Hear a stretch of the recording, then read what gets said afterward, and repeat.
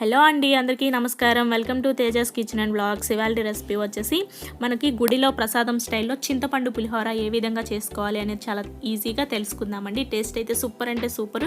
ఎగ్జాక్ట్గా మనం గుడిలో తెచ్చుకున్నటువంటి చింతపండు పులిహోర ఎలాగైతే ఉంటుందో సేమ్ అదే ప్రాసెస్లో ఇక్కడ నేను చూపిస్తున్నానండి. ఎలాగో మనకి విజయదశమి కూడా దగ్గరలోనే ఉంది కాబట్టి తప్పకుండా ట్రై చేయండి. ఎలా వచ్చిందో కూడా నాకు కామెంట్ సెక్షన్లో తెలియచేయండి. టేస్ట్ అయితే సూపర్ అంటే సూపర్ ఉంటుంది. ఇప్పుడు దీనిని ఎలా తయారు చేసుకోవాలో చూసేద్దాము. ఈ ప్రసాదం స్టైల్ చింతపండు పులిహోర కోసం ముందుగా అయితే మనం రైస్ రెడీ చేసుకోవాలండి. ఇక్కడ నేను 1/2 కిలో అన్నం అనేది ఇలా పొడి పొడిలాడుతూ వండుకున్నాను. చూసారా, ఇలాగనమాట. 1/2 kg రైస్కి 100 గ్రాముల చింతపండు సరిపోతుందండి. 100 గ్రామ్స్ చింతపండు. మనకి కొంచెం మిగిలేలాగే చింతపండు తీసుకోవాలి. మరి తక్కువ అయిపోతే బాగోదు కదా. ఈ చింతపండుని మనం ఒక గిన్నెలోకి తీసుకుని గోరువెచ్చగా ఉండే నీళ్ళతోటి ఒక 10 నిమిషాల పాటు నానబెట్టుకోవాలన్నమాట. ఫస్ట్ అయితే మనం రైస్ని కుక్ చేసుకుని పెట్టుకోవాలి. కొంచెం వాటర్ యాడ్ చేసుకుని చింతపండుని నానబెట్టేసి పక్కన పెట్టేసుకోవాలన్నమాట. దీనిని ఒక 10 నిమిషాల పాటు నాననిద్దాము. ఈ చింతపండుని పక్కన పెట్టేసుకుందామండి. ఈ పులిహోర కోసం పచ్చిమిరపకాయలు ఒక 10-12 పచ్చిమిరపకాయలు అయితే ఖచ్చితంగా పడతాయి. ఇలా పచ్చిమిరపకాయలు ఒక 10 పచ్చిమిరపకాయలు తీసుకుని ఈ విధంగా పొడవాటి చీలికల్లాగా కట్ చేసుకోండి. ఇప్పుడు మనం పులిహోర కలుపుకోవడం కోసం ఒక వెడల్పాటి ఒక పెద్ద గిన్నె అనేది తీసుకోండి. దీనిలో మనం కొన్ని పచ్చిమిరపకాయ ముక్కలు వేసుకోవాలి. అలాగే కొంచెం ఒక గుప్పెడు కరివేపాకు వేసుకున్న తర్వాత ఇప్పుడు మనం ఆవపిండి రెడీ చేసుకుందామండి. ఆవపిండి మీరు మిక్సీలో అయినా గ్రైండ్ చేసుకుని పెట్టుకోవచ్చు. ఇక నేను రోట్లో చూపిస్తున్నాను.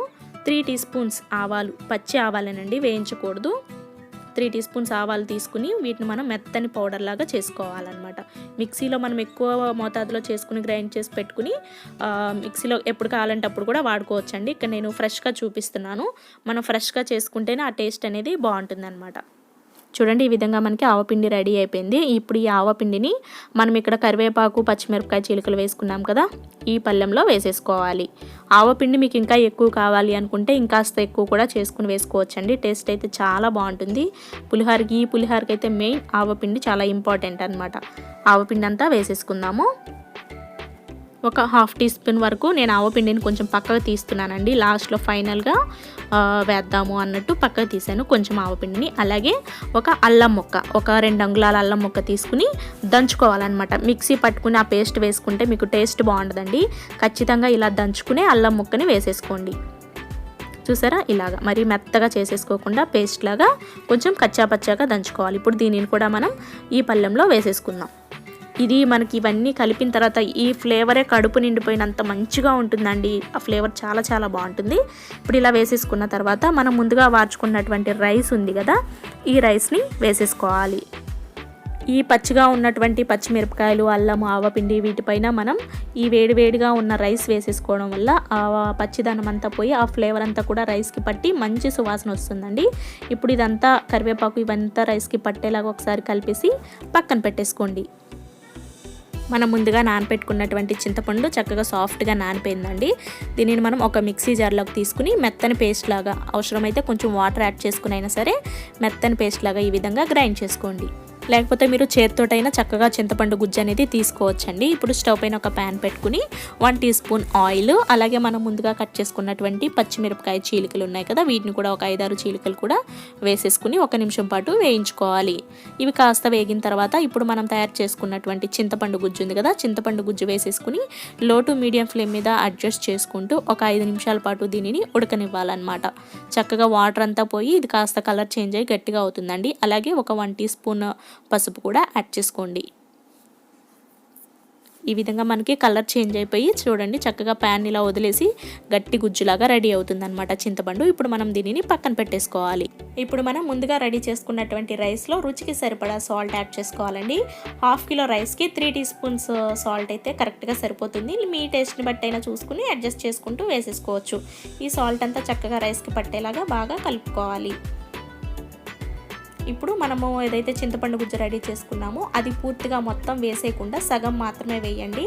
మీరు టేస్ట్ని పులుపుని చూసుకుని యాడ్ చేసుకోవచ్చు తర్వాత అయినా. ఇది నేను పక్కన పెట్టేస్తున్నాను. ఈ మొత్తం కలిపిన తర్వాత సరిపోకపోతే మళ్ళీ ఇంకాస్త గుజ్జు అనేది యాడ్ చేసుకుంటానండి. పులిహోరని మనం చేత్తో కలుపుకుంటేనే ఆ పులుసు అంతా చక్కగా రైస్కి పట్టి మంచి టేస్ట్ వస్తుందండి. చూసారా, ఎక్కడ కూడా తెలుపుదనం అలా ఏమీ లేకుండా మొత్తం బాగా మిక్స్ చేసుకోవాలి. ఒకవేళ మీకు చింతపండు సాల్ట్ సరిపోలేదు అనిపిస్తే మళ్ళీ ఇంకాస్త యాడ్ చేసుకోండి. నాకైతే ఇక్కడ చింతపండు కొంచెం మిగిలిందండి. దీనిని మనం పక్కన ఒక గాజు సీసాలోకి తీసుకుని ఫ్రిడ్జ్లో పెట్టేసుకుంటే 2-3 నెలల వరకు కూడా ఫ్రెష్గానే ఉంటుంది. ఇప్పుడు పోపు వేద్దాము. పోపు వేయడం కోసం స్టవ్ పైన ఒక ప్యాన్ పెట్టుకుని 2 టేబుల్ స్పూన్ల ఆయిల్ అనేది యాడ్ చేసుకోవాలి. పులిహోరకి కాస్త ఆయిల్ బాగానే పడుతుందండి. ఈ ఆయిల్ కాస్త కాగిన తర్వాత ఒక 3-4 ఎండుమిరపకాయలు, అలాగే 1 టీ స్పూన్ పచ్చిశనగపప్పు, ఇవన్నీ కూడా మంచి భలే ఉంటాయి కదండి తినేటప్పుడు. అలాగే 1 టీ స్పూన్ మినపప్పు, 1/2 టీ స్పూన్ ఆవాలు, ఇక్కడ పల్లీలండి. పల్లీలు మీ టేస్ట్ని బట్టి ఎక్కువ కూడా వేసుకోవచ్చు. నేనైతే ఇక్కడ ఒక 1/2 కప్ వరకు కూడా తీసుకున్నాను. నాకు పులిహోరలో పల్లీలు అంటే చాలా చాలా ఇష్టము. భలే క్రిస్పీగా క్రంచీగా భలే ఉంటాయి కదా, అందుకోసం నేను ఎక్కువగానే వేసుకుంటానన్నమాట. ఇవన్నీ కూడా లో ఫ్లేమ్ మీద బాగా ఈ పచ్చిశనగపప్పు ఇవన్నీ కూడా బాగా వేగి ఎర్రగా అయ్యే వరకు వేయించుకోవాలి. అలాగే పచ్చిమిరపకాయ చీలికలు ముందే వేయొద్దండి, ఇవన్నీ వేగిన తర్వాత వేసుకోవాలి. పులిహోరకి మనకి పచ్చిమిరపకాయలు అయితే ఎక్కువే పడతాయి. అలాగే కొంచెం కరివేపాకు కూడా ఎక్కువే పడుతుంది అనమాట. ఒక గుప్పెడు కరివేపాకు కూడా వేసేసుకోండి. అలాగే ఈ పోపు అంతటికి మనకి కొంచెం సాల్ట్ యాడ్ చేసుకోవాలి. పచ్చిమిరపకాయలు అవి పులిహోరలో మనం సైడ్ కొరుక్కుంటూ ఉండేటప్పుడు కొంచెం టేస్టీగా ఉంటాయి అనమాట. ఒక 1/2 టీ స్పూన్ సాల్ట్ అండి. అలాగే ఇంగువ కూడా కొంచెం ఇంగువ కూడా యాడ్ చేసుకోండి. ఇవన్నీ యాడ్ చేసిన తర్వాత ఒకసారి బాగా కలిపేసేసి మనం ముందుగా రెడీ చేసుకున్నటువంటి చింతపండు రైస్ ఏదైతే ఉందో ఆ రైస్లో పోపును కలిపేసుకుంటే మనకి ఎంతో టేస్టీగా ఉండే పులిహోర, ప్రసాదం స్టైల్లో పులిహోర మనకి రెడీ అయిపోతుంది అనమాట. చూడండి, ఇవన్నీ కూడా చక్కగా ఎర్రగా మనకి వేగిపోయాయి కదా. ఇప్పుడు రైస్లో కలిపేస్తున్నాను. తప్పకుండా ట్రై చేయండి. సూపర్ అంటే సూపర్ ఉంటుంది. ఎగ్జాక్ట్ మీరు గుడిలో నుంచి తెచ్చుకున్న ప్రసాదంలానే ఉంటుందండి. చూడండి ఎంత కలర్ఫుల్గా ఉందో. అబ్బాయి ఇది చేస్తుంటే మా పిల్లలు అయితే అమ్మ ఇంకా ఎప్పుడు చేస్తావు, ఇంకా ఎప్పుడు పెడతావు అని చెప్పేసి గోల చేశారండి. వాళ్ళకి మా ఇంట్లో అందరికీ పులిహోర అంటే చాలా ఇష్టము. చింతపండు పులిహోర అయితే అందరం కూడా చాలా ఇష్టంగా తింటామండి. ఇదంతా బాగా కలిపిన తర్వాత మీ దగ్గర కొత్తిమీర ఉంటే చాప్ చేసుకుని కొత్తిమీర కూడా వేసేసుకోండి. అలాగే మనం ముందుగా తీసిన ఆవపిండి ఉంది కదా, అది కూడా పైన చల్లేస్తున్నాను. మీకు ఇంకా ఎక్కువగా ఆవపిండి కావాలి అనుకుంటే ఇంకాస్త ఆవపిండి అయినా మీరు ఎక్కువగా చేసుకుని వేసేసుకోవచ్చండి. అలాగే మనం ఒక్కసారి ఆవపిండి చేసుకుని ఫ్రిడ్జ్లో పెట్టుకున్నామంటే 2 months వరకు కూడా మనం అదే ఆవపిండిని వాడుకోవచ్చు. బట్ ఇట్లా మనం ఫ్రెష్గా చేసుకుంటే టేస్ట్ అయితే చాలా చాలా బాగుంటుంది అనమాట. ఫైనల్గా మనకి ప్రసాదం స్టైల్లో పులిహోర అయితే రెడీ అయిపోయిందండి. చింతపండు పులిహోర సూపర్ అంటే సూపర్ ఉంది. ఖచ్చితంగా ట్రై చేయండి, మీకు ఖచ్చితంగా నచ్చుతుంది. చాలా చాలా బాగుంటుంది. ఒకవేళ మీరు ట్రై చేస్తే ఎలా వచ్చిందో కూడా నాకు కామెంట్ సెక్షన్లో తెలియచేయండి. అలాగే ఇలాంటి మరిన్ని రెసిపీస్ కోసం తప్పకుండా మన ఛానల్ని సబ్స్క్రైబ్ చేయండి. Thanks for watching. బాయ్.